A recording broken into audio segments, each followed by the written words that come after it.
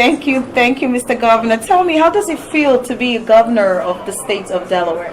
Well, it feels like there's a tremendous amount of responsibility. Wow. And we saw that tonight. People are really counting on you to solve the problems that they're worried about, whether it affects them individually or whether it affects a member of their family or a loved one, or frankly, just whether it affects the community in which they live. So we heard a lot about that tonight, and that was important to hear, to kind of see and understand where people are coming from and what they're concerned about and how that relates to the things that we're trying to do in state government, the budget that we just presented.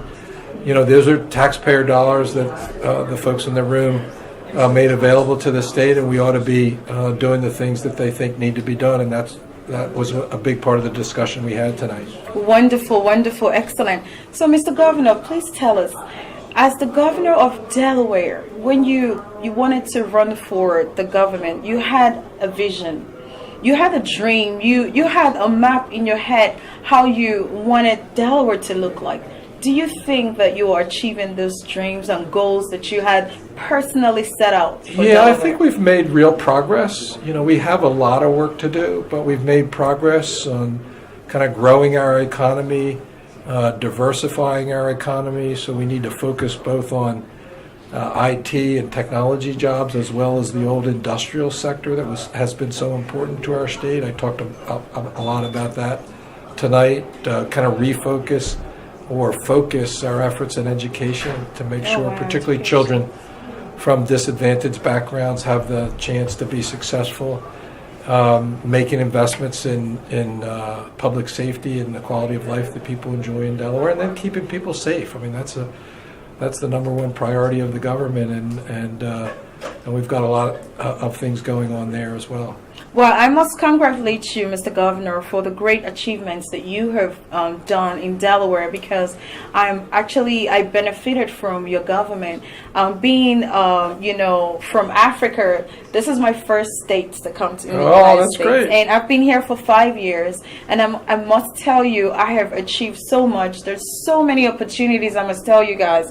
It is so many opportunities here, and I was one of the people that you favored with scholarship. Oh, great. Yes. Well, we have big, as you probably know, a big and growing African diaspora population here. Yes. Yeah, it's really amazing. And we just established a group, joint African Caribbean committee. Commission. And I think Mr. Wale Adela is the chairman. That's an awesome committee right there. I love the good work. You have a forum where you allow immigrants to feel at home in your state. Why is that? Why did you feel that way? Well, America is a country of immigrants, and most of the immigrants in Delaware historically have been European immigrants, a century or so ago, but more recently we've been getting immigrants from South America, from Africa, from Asia, all over the world, and has really have created great diversity and great strength in our state. So, we try to celebrate that and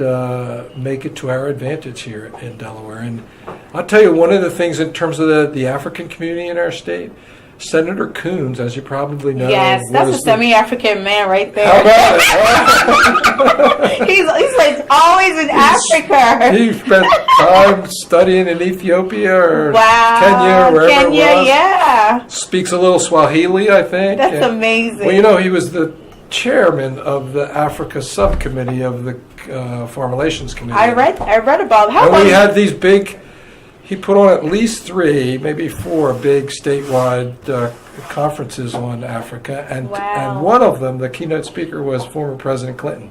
Yes, that was really amazing. I listened to that. It was really great. Yes, and how about you come to Nigeria, my country? Have you thought about that? It's an open invitation. I have an open invitation to at least 4 or 5 African countries, including Nigeria. Oh, wow. But I haven't done any overseas travel yet.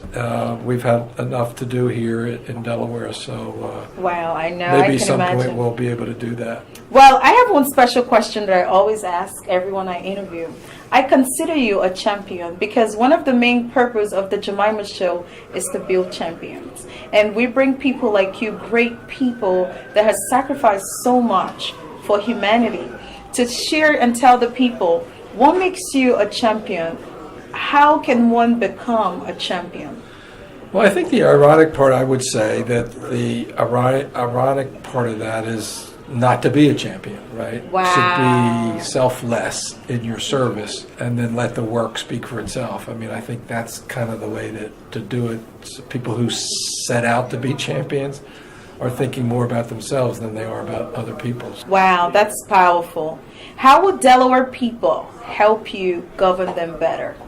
Well, I think events like tonight, it's really helpful to Wow. kind of mix it up and hear what people are thinking and what they think you're doing well, what they think you're not doing well. I mean, they really don't say much about what we're doing well, actually, but the challenges that we have, it's good to hear the perspective of, ordinary folks that are neighbors, live in communities across our state. I think that's very helpful. Oh, that's amazing. Well, we just want to thank you for coming. Yeah, well, thanks And I for know as a governor, you must have a final word for people. So if you were to talk to the world, what would you say to everyone out there as the governor of Delaware? Speaking to the people in all those countries and continents that you mentioned at the top of the show, I would say come visit the first state Wow. of the United States of America, which is Delaware. It's a small state, but we love it, and it's a great place to visit. We love it. And we love you, John Kay. Oh, that's nice. Thank You're you very amazing. much.